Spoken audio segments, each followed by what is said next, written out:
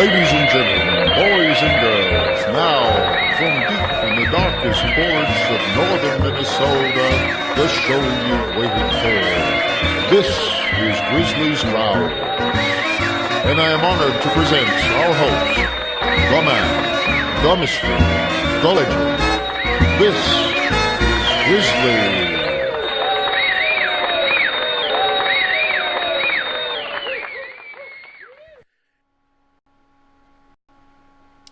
Good evening and or hello again. My name is David Grizzly Smith. I am trying an experiment to see if I can actually live stream and record basically a talking head version of Grizzly's Growls. It is now 2017, May 20th. It's about 9:20. I tried to start a live stream at 9 p.m. and of course the computer decided to overheat and crash on me in the middle of all that. Well, so I'm going to try another arrangement of things. I've also got my big fan going here to see if it cools the computer down enough. You probably be hearing a whining in the background, which is just lovely, but what can you do? And we'll see if this turns out okay. Federalist Papers. Basically, when the country originally started, it was under a document called the Articles of Confederation. There's more to the title. I can't remember it off the top of my head. The idea was to preserve that original idea of the 13 free and independent states. States in the old sense. That is, a state as in its own independent government. The Confederation was intended so that the states could do their individual government thing. Everybody would be locally governed. But for those things that the federal government had to do, there would be a structure for that. Well, for various reasons, that didn't work out very well. Some of them involved money, quite a lot of them involved money, actually, and some of them involved military action, which couldn't be taken because of the structure of the Confederation. And I will leave the rest of that as an exercise for the reader. It's a healthy thing for you to do that. Actually, read it for yourself. Any historian will tell you that. You need to study history for yourself to actually know what's really going on there. Now, when the Constitutional Convention got together, they were originally intended to try to amend the Articles of Confederation so it would actually work properly. And they came to the conclusion that there really wasn't a way to do that. That in final analysis, you just have to rewrite the whole thing, or you're never going to have anything that actually works properly. So the Constitutional Convention, many of the same folks who wrote the Articles of Confederation, wrote this new Constitution thing. It was not, keep in mind, it was not the law of the land. It was not a done deal. There was nothing absolutely certain about it being accepted by the people. Eventually it was. And there were some amendments applied. You may have heard of them, also known as the Bill of Rights, but mostly it was accepted as written. But it wasn't necessarily going to be that way, and it would have been entirely possible for the people of the various states to vote to not adopt this new Constitution thing, this newfangled Constitution that does everything differently than the Founding Fathers intended. So, yeah, there's a lot of politics in there. There's a lot of argument about, well, these guys, the other fellows are wrong because of these things, and we're right because of those things, and it's politics. It sounds just like politics does now, much of it. But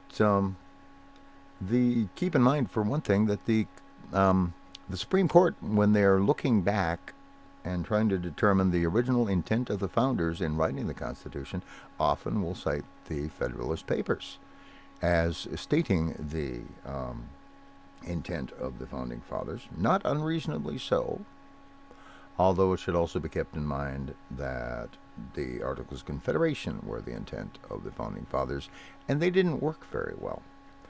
So strict constructionists, yeah, keep in mind. Anyway, I'm just going to read this. You are going to decide for yourself what you think about this whole newfangled Constitution thing, and it's so dry to read, but hopefully a little more interesting to actually have read to you, if you will. Kind of what I do. So, the Federalist Papers, starting with Federalist number 1. Originally written by Alexander Hamilton to the people of the state of New York in the Independent Journal, a paper of the day. To the people of the state of New York. After an unequivocal experience of the inefficiency of the subsisting federal government, you are called upon to deliberate a new Constitution for the United States of America. The subject speaks its own importance, comprehending in its consequences nothing less than the existence of the Union, the safety and welfare of the parts of which it is composed, the fate of an empire in many respects, the most interesting in the world.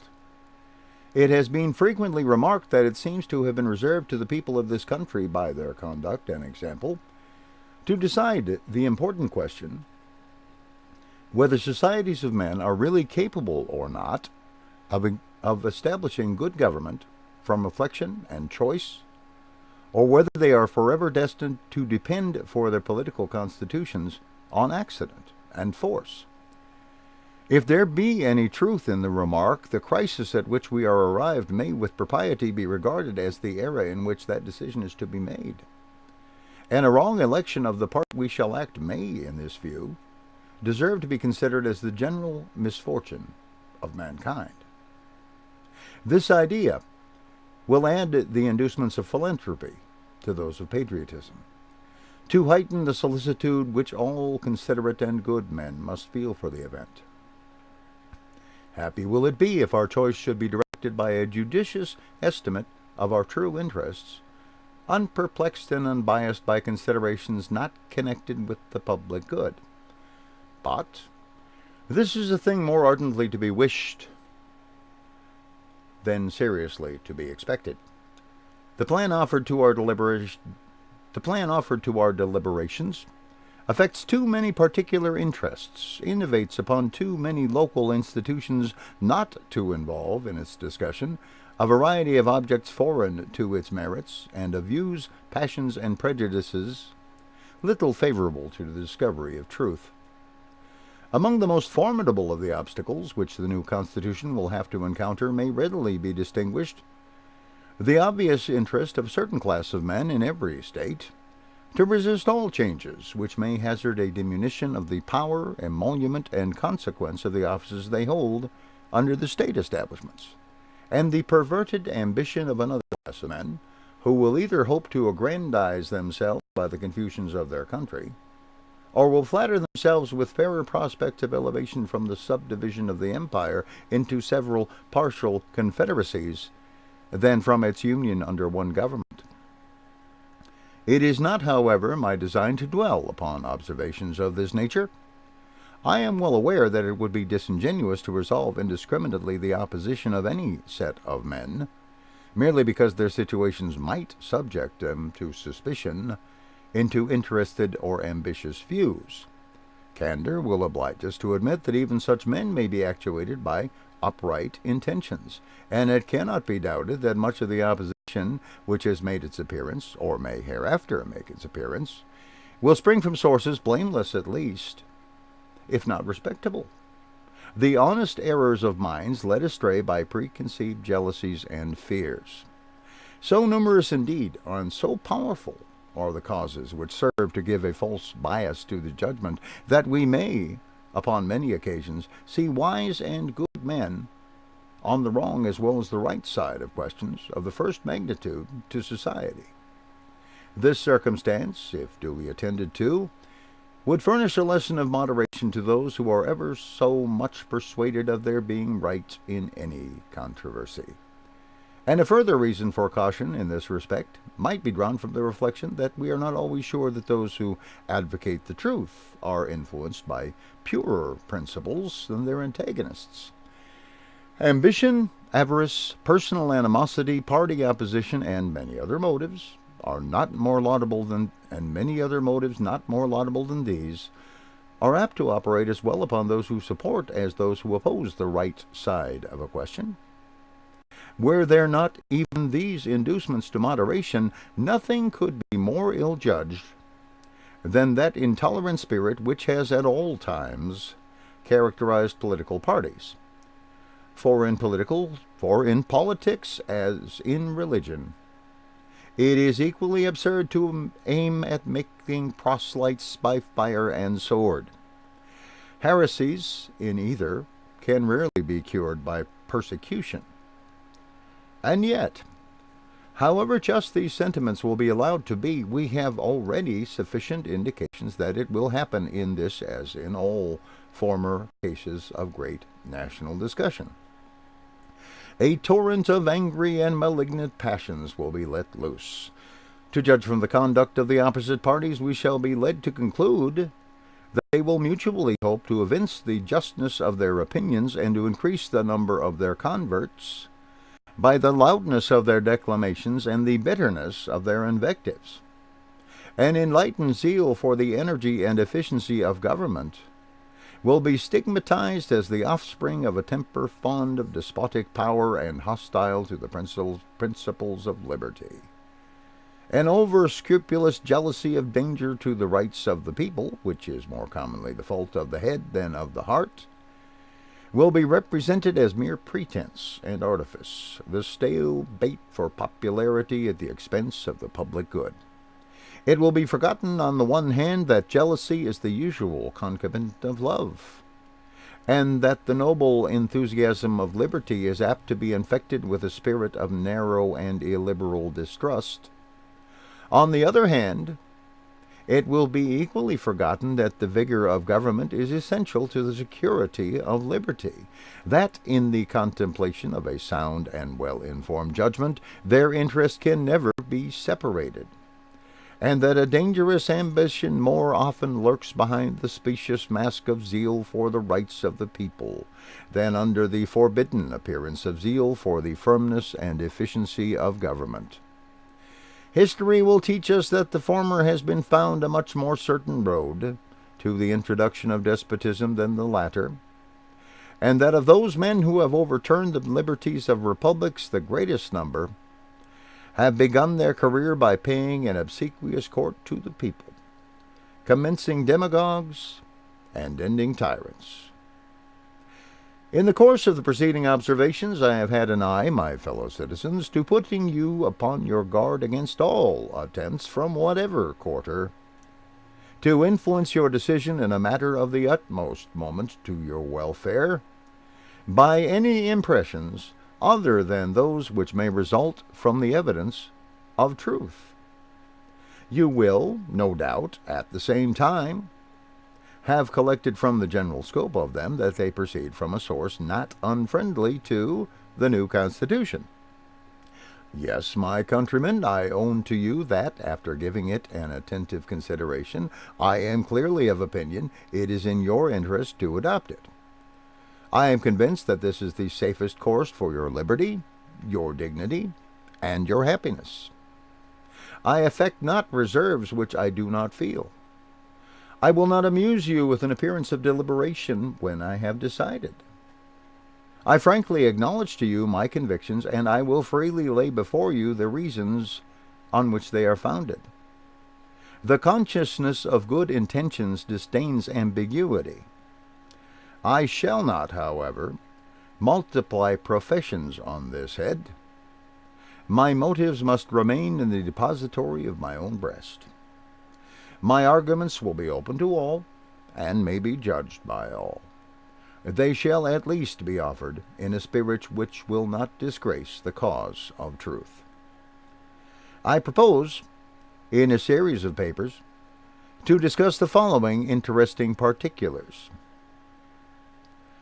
the utility of the Union to your political prosperity, the insufficiency of the present Confederation to preserve that Union, the necessity of a government at least equally energetic with the one proposed to the attainment of this objective, the conformity of the proposed Constitution to the true principles of republican government, its analogy to your own state constitution, and lastly, the additional security which its adoption will afford to the preservation of that species of government, to liberty, and to prosperity. In the progress of this discussion, I shall endeavor to give a satisfactory answer to all the objections which shall have made their appearance, that may seem to have any claim to your attention. It may perhaps be thought superfluous to It may perhaps be thought superfluous to offer arguments to prove the utility of the Union, a point, no doubt, deeply engraved on the hearts of the great body of the people in every state, and one which, it may be imagined, has no adversaries. But the fact is that we already hear it whispered in the private circles of those who oppose the new Constitution that the 13 states are of too great extent for any general system, and that we must of necessity resort to separate confederations, to separate confederacies of distinct portions of the whole. The same idea, tracing the arguments to their consequences, is held out in several of the late publications against the new Constitution. This doctrine will, in all probability, be gradually propagated till it has votaries enough to countenance an open avowal of it. For nothing can be more evident to those who are able to take an enlarged view of the subject than the alternative of an adoption of the new Constitution or a dismemberment of the Union. It will therefore be of use to begin by examining the advantages of that Union, the certain evils and probable dangers to which every state will be exposed from its dissolution. This shall accordingly constitute the subject of my next address. Publius. So, that was the first of the Federalist Papers. Take it as you will. Determine for your own self how you're going to vote when we vote on this whole newfangled Constitution thing. I hope you've enjoyed it and or learned something, or both, possibly. It was kind of interesting to record. I hope I got the video not too bad. It's not great, though, I know. Thanks for your patience and your time. Thanks for listening and watching, and good day.